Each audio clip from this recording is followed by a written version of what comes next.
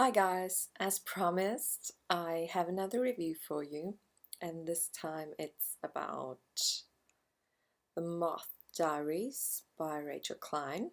This book is basically a diary of a 16-year-old girl. She starts with this journal on the first day of the new school year. The girl, who we actually never find out what her name is, her father recently committed suicide, and the girl is actually pretty excited to go to school again so that she is not alone with her mother and she's away from the place where her father killed himself.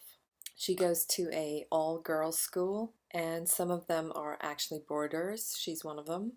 She's waiting for her best friend, Lucy, who's also a boarder. But not just her friends are coming, but there's a new addition to school, a girl named Anessa Block, who is kind of strange. Anessa quickly develops a friendship with Lucy, which the girl is quite jealous of. It's not as obvious in the beginning, but the more you read in her journal, she gets more and more jealous of this girl. And another problem is that the girl is actually obsessed with a book named Carmilla, which is written by Joseph Sheraton Le Fanu.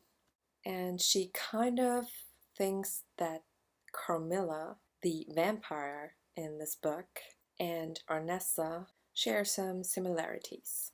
I gave it 5 out of 5 stars on Goodreads. It was a very quick read.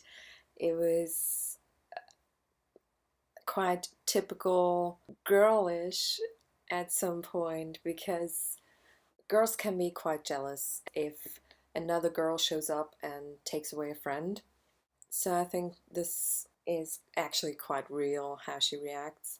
Of course, she has to deal with a lot. She has to deal with the death of her father, the loss of a friendship somehow, problems with growing up, and dealing with all kinds of stuff. Normally, I can't stand it if I don't know if what I'm reading is real or not. But with this, I had no problems for some reason. I don't know. I started a couple of days ago with Carmilla just to see, how that book influenced the girl.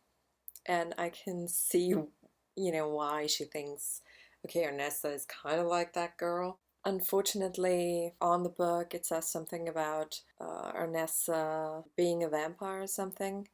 And I think that really ruins everything, because if you want to read this book, please don't go in there thinking you are reading a vampire book, because it's not. It's actually a girl having problems, a girl trying to fit in somehow, trying to maintain a friendship, and just a girl basically dealing with tragedy. I like the fact that it's written as a diary. I'm quite nosy. I try not to be it. I try not to be very obvious about it, but I enjoyed reading a diary that is not mine. It gives you a little bit of, it's somehow forbidden, and it's, personal. You don't really care about what you are writing in a journal. A journal is just for yourself and not for anyone else. Of course, you will write something in this journal that you probably won't tell anyone. Your greatest fears, something that maybe you don't even like about yourself, that you have like some faults. And this book actually received a lot of mixed reviews, which made it even better for me, because I love books that get mixed reviews, because I always want to see on which side of the readers I am. Check it out. It's a cool book. See you soon.